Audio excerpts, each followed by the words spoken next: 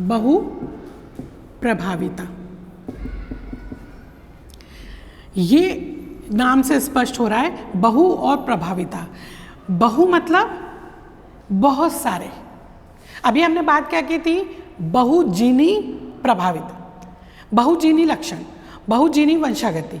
तो उसमें हम क्या देख रहे थे कि एक लक्षण कई सारे जीन्स के द्वारा नियंत्रित हो रहा था, और बहुप्रभाविता में क्या होता है, एक जीन एक से अधिक लक्षणों को नियंत्रित करता है। तो जब कभी भी एक जीन एक से अधिक लक्षणों को नियंत्रित करता है उसे हम बहुप्रभाविता कहते हैं। ठीक है, तो ये भिन्नता है दोनों में। और मानिए जैसे कि एक जीन जो है वो क्या करता है कि मानसिक विकास, शारीरिक रचना और जो है शर्करा के पाचन, ये 3 जैसे लक्षण हैं उनको केवल एक जीन नियंत्रित करता है। तो इस तरह का जो प्रभाविता है, इस तरह का जो गुण है, ये बहुप्रभाविता कहलाता है। अब हम बात करते हैं एक बहुत ही इम्पॉर्टेंट क्वेश्चन की, जो कि बहुत ज़्यादा पूछा जाता है और बहुत सिंपल है। वो प्रश्न है, वो कई तरीके से कई प्रश्नों के फॉर्म में पूछा जाता है। वो जो है उसको टॉपिक को हम कह रहे हैं लिंग निर्धारण, सेक्स डिटर्मिनेशन। ये बड़ा क्वेश्चन आता है, शॉर्ट आंसर में भी पूछा जाता है। जैसे ऑब्जेक्टिव टाइप में एक प्रश्न पूछा जाता है, वो है कि नर मनुष्य के लिए, नर मानव के में लिंग निर्धारण के लिए कौन सा जीन, कौन सा गुणसूत्र उत्तरदायी है। तो आंसर क्या है, वाई क्रोमोसोम। वाई क्रोमोसोम जो है वो नर लक्षणों के लिए या नर लिंग के लिए उत्तरदायी है, नर जीव के लिए। अब हम इसको डिटेल फॉर्म में पढ़ते हैं कि लिंग निर्धारण मनुष्यों में किस तरीके से होता है। तो बात करते हैं मानव लिंग निर्धारण की। आप लोग सभी लोग जानते हैं कि प्रत्येक मनुष्य में 22 ऑटोसोम होते हैं और एक जोड़ी लिंग गुणसूत्र पाया जाता है। यदि फीमेल की बात करें तो उनमें XX लिंग गुणसूत्र पाया जाता है, और पुरुष की बात करें, नर की बात करें तो उनमें XY क्रोमोसोम पाया जाता है। जब कभी इनमें फर्टिलाइजेशन की प्रोसेस होती है तब क्या होता है, इसको ये दो जो 22 हैं ये ऑटोसोम कहलाते हैं और ये कहलाते हैं लिंग गुणसूत्र। ये 22 ऑटोसोम तो जैसे कि तैसे रहते हैं। अब हम बात करते हैं लिंग निर्धारण की, तो उसमें हम देखते हैं कि किस तरह से मनुष्य में लिंग निर्धारण होता है। तो ये है फीमेल और ये है मेल। अब हम यहाँ पर देखते हैं XX, XY, XX और XY। यहाँ पर हम देख रहे हैं ये है फीमेल, ये है मेल, ये है फीमेल और ये है मेल। तो हम देखते हैं कि हर वक्त ये संभावना होती है कि 50% मेल या 50% फीमेल की संभावना हर फर्टिलाइजेशन के पश्चात होती है, कि फीमेल 50% हो सकता है, 50% मेल भी हो सकता है। यहाँ पर आप देख रहे होंगे चूँकि फीमेल के पास दोनों X क्रोमोसोम है और मेल के पास एक X है और एक Y क्रोमोसोम है, इसलिए कभी भी मानव में लिंग का निर्धारण Y क्रोमोसोम करता है, ना कि X क्रोमोसोम। तात्पर्य यह है कि लिंग का निर्धारण नर संतति उत्पन्न होने के लिए हमेशा स्त्री कभी उत्तरदायी नहीं होती, हमेशा नर या मेल उत्तरदायी होते हैं।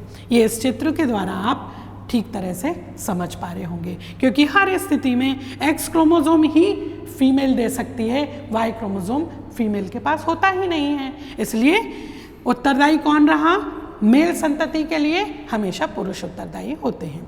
तो इस तरह से आप चित्र के द्वारा जरूर इस प्रश्न को पूर्ण कीजिए। इसके अलावा आप थ्योरी के कुछ पॉइंट्स में डिस्क्रिप्टिव उसको बना सकते हैं। तो ये भी परीक्षा के लिए महत्वपूर्ण प्रश्न है, आप इसको तैयार अवश्य करें।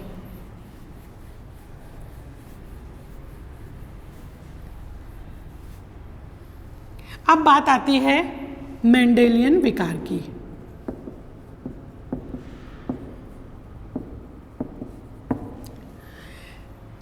मेंडेलियन विकार, विकार से मतलब है कुछ रोग। तो मेंडल ने कुछ रोगों के बारे में जो कि आनुवंशिक रोग हैं उनके बारे में बताया। आनुवंशिक रोग से तात्पर्य यह है कि ऐसे रोग जो कि जीन और क्रोमोसोम की किसी अनियमितता के कारण या किसी त्रुटि के कारण उत्पन्न होते हैं, ये आनुवंशिक रोग कहलाते हैं और ये हमेशा जनकों से प्राप्त होते हैं। इन्हें हम मेंडेलियन विकार भी कहते हैं। अब हम बात करते हैं हीमोफीलिया की।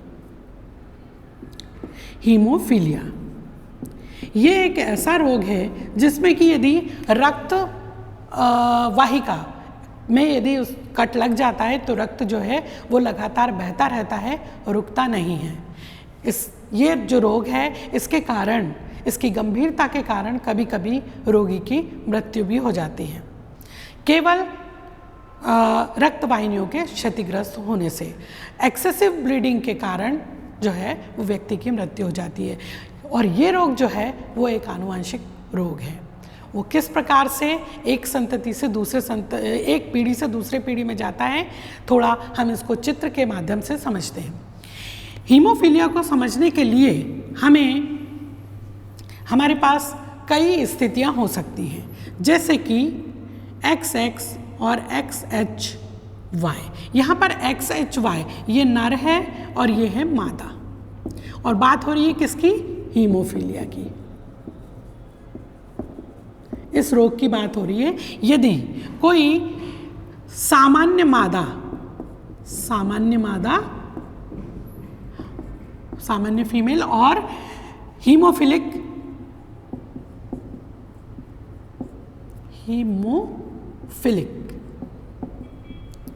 सामान्य मादा और हीमोफिलिक नर का विवाह होता है तो जो संतति उत्पन्न होती हैं वो इस तरीके से होंगी, XXH। यहाँ पर H जो है वो हीमोफीलिया के जीन को प्रदर्शित कर रहा है, X हीमोफीलिया के जीन को प्रदर्शित कर रहा है। यहाँ XXH, XY, XXH और XY। यहाँ पर हम देख रहे हैं ये हैं फीमेल और ये हैं मेल। अब बड़े आश्चर्य की बात है कि नर जो है उसमें विकार है। ये जो नर है वो हीमोफिलिक नर है, लेकिन इसकी जो संतति है, नर संतति, वो कैसी हो रही है? सामान्य हो रही है। कारण क्या है? कारण ये है कि हमेशा ये जो हीमोफीलिया का जीन है वो X क्रोमोसोम पर पाया जाता है, Y क्रोमोसोम पर कभी नहीं पाया जाता। इसलिए जब फर्टिलाइजेशन की प्रोसेस होती है तो ये जो X है ये इस फीमेल X के साथ में मिलता है, जो कि एक फीमेल जीव को निर्मित करता है। और यहाँ पर हम देख रहे हैं कि ये X प्रभावी और ये X अप्रभावी है। ये जो है सामान्य X जो है वो हीमोफीलिया का जो प्रभाव है, अप्रभावी लक्षण को दबा देता है। तो ये जो संतति उत्पन्न होती है जो कि मादा संतति है, ये सामान्य तो नहीं होती, लेकिन कैसी होती है? वाहक पुत्री होती है। ये हीमोफीलिया, क्योंकि यहाँ पर हीमोफीलिया का जीन मौजूद है तो लक्षण तो इसमें प्रदर्शित नहीं होंगे, लेकिन ये हीमोफीलिया की वाहक होगी। और जब इस पुत्री का विवाह किसी अन्य से होगा तब जो संतति, नर संतति उत्पन्न होगी वो अवश्य ही हीमोफिलिक नर होगा। आप इस चीज़ को यहाँ पर समझ सकते हैं। अब यहाँ से उठा के मैं आपको ये बताती हूँ कि जैसे ये जो वाहक पुत्री प्राप्त हुई है, इसका यदि हम सामान्य नर से भी विवाह करा दें तो क्या होगा? ये संकरण का चिन्ह है। तो क्या होगा? XX, XY,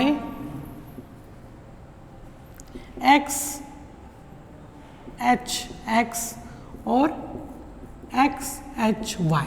तो 20% जो पुरुष हैं वो कैसे हो, 50% जो 25% मेल। ये कैसे होंगे? हीमोफिलिक होंगे। और 25% जो मेल हैं वो कैसे होंगे? नॉर्मल। और 25% जो फीमेल होंगी वो वाहक पुत्री होंगी और 25% नॉर्मल फीमेल, ये मेल। तो आप देख सकते हैं पहली बात इसमें यह है कि जो हीमोफीलिया का जो रोग का जीन है वो हमेशा एक्स क्रोमोसोम पर पाया जाता है। चूँकि मेल में एक्स क्रोमोसोम 1 होता है, जब कभी भी एक्स क्रोमोसोम जो है वो हीमोफीलिया के जीन को लेकर चलेगा तभी उसी कंडीशन में मेल जो होता है वो हीमोफिलिक होगा। तो ये तो हुई हीमोफीलिया की बात, जो कि एक आनुवांशिक रोग है। और इसके अलावा एक और रोग के बारे में मैं बात करना चाहूँगी, वो है वर्णांधता। वर्णांधता ये भी एक आनुवांशिक रोग है। जब कभी भी रंगों के पहचान करने में, हरे और लाल रंग के पहचान करने में मनुष्य को दिक्कत होती है, असुविधा होती है, तो वो वर्णांधता से पीड़ित रोगी होता है, मनुष्य होता है। और ये एक बहुत महत्वपूर्ण बात है जो कि मनुष्यों में रंग की विविधता को करने के लिए आवश्यक होती है। वर्णांध पुरुष कभी भी लाल और हरे रंग को विभेदित नहीं कर पाता है। और ऐसे लोग जो कि इस रोग से ग्रसित होते हैं, वे कभी रेलवे की जो सर्विसेज होती हैं उनमें जब कभी भी उनको ऐसे स्थानों पर पदस्थापना मिलती है जहाँ पर कि लाल और हरे रंग का महत्व, आप जानते ही होंगे रेलवे में लाल और हरे रंग का महत्व कितना अधिक है। लाल रंग मतलब रुकने के लिए इंडिकेट करता है और हरा रंग जाने के लिए। तो रेलवे विभाग में वर्णांधता से ग्रसित लोगों के लिए कई पदों के लिए उनके लिए रोक होती है, वो उन पदों के लिए अप्लाई नहीं कर पाते हैं। यदि हम वर्णांधता की बात करें तो जिस तरह से हीमोफीलिया का जो जीन है वो एक्स क्रोमोसोम पर पाया जाता है, वैसे ही कलर ब्लाइंडनेस का जीन भी एक्स क्रोमोसोम पर पाया जाता है। ये जो है ये वाहक फीमेल है, एफ लिख दे रही हूँ, और ये सामान्य नर है, सामान्य नर। यदि कंडीशन ऐसी होगी दोनों एक्स पर कलर ब्लाइंडनेस का जीन होगा तो ये कैसी होगी? वर्णांध महिला होगी, वर्णांध फीमेल। और जब कभी भी एक कलर ब्लाइंडनेस का जीन इस पर होगा और ये, तो ये होगा वर्णांध पुरुष। तो कई बार बच्चे जो हैं वो केवल एक एक्स पर ही हीमोफीलिया या कलर ब्लाइंडनेस के जीन के होने पर उसको वर्णांध या हीमोफिलिक मानकर गलत रिजल्ट शो करते हैं।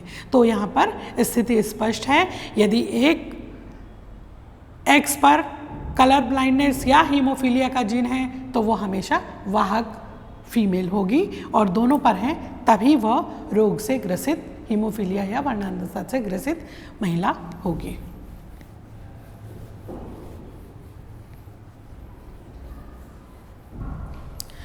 तो आज हमने देखा कि मेंडल से जो वंशागति और विविधता के सिद्धांत हैं उससे संबंधित हमने कुछ बातें यहाँ पर जानी। एक चीज़ और मैं आपको यहाँ पर बता दूँ, एक बहुत ज़्यादा पूछा जाना वाला प्रश्न है डाउन सिंड्रोम, ये छूट रहा था। डाउन सिंड्रोम ये जो है ये डाउन सिंड्रोम ऐसा रोग है जो कि ऑटोसोम मतलब दैहिक गुणसूत्र। दैहिक गुणसूत्र मतलब क्या? दैहिक गुणसूत्र से तात्पर्य है वो 22 जोड़ी जो गुणसूत्र होते हैं वो, और ये जो है ये लिंग गुणसूत्र है। ये क्या है? ये दैहिक गुणसूत्र है।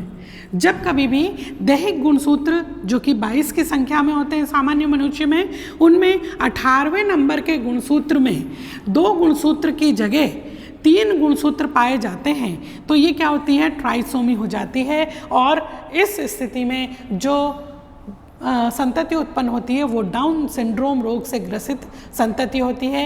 ऐसे बच्चे आपने देखे होंगे जिनका कि जो आँखें जो हैं वो मंगोलियन जैसी होती हैं, ऐसी तिरछी आँखें होती हैं, उनकी जीभ मोटी होती है, हमेशा लार बहती रहती है। इनके जो फिनोटिपिक लक्षण हैं उनके बारे में बता रही हूँ। और उनकी जो चाल है वो भी नॉर्मल चाल नहीं होती है, वो इस तरह से कदम रखकर चलते हैं। तो डाउन सिंड्रोम जो है वो एक ऑटोसोमल डिसीज़ है। ये एक नंबर के प्रश्न में पूछा जाता है कि कौन से नंबर के गुणसूत्र में असामान्यता के कारण डाउन सिंड्रोम होता है, तो आंसर है 18वें नंबर के गुणसूत्र। और लक्षण भी कभी कभी पूछे जाते हैं, कभी कभी ये प्रश्न भी पूछ सकते हैं कि ये डाउन सिंड्रोम लैंगिक गुणसूत्र के द्वारा होता है या दैहिक गुणसूत्र के द्वारा, तो आंसर होगा दैहिक गुणसूत्र के द्वारा होने वाला सिंड्रोम है। इसके अलावा एक चीज़ और मैं यहाँ पर बताना चाहूँगी जिसको आप थोड़ा ध्यान दे के पढ़ लीजिएगा। एक होता है टर्नर सिंड्रोम और दूसरा होता है क्लीनफेल्टर सिंड्रोम,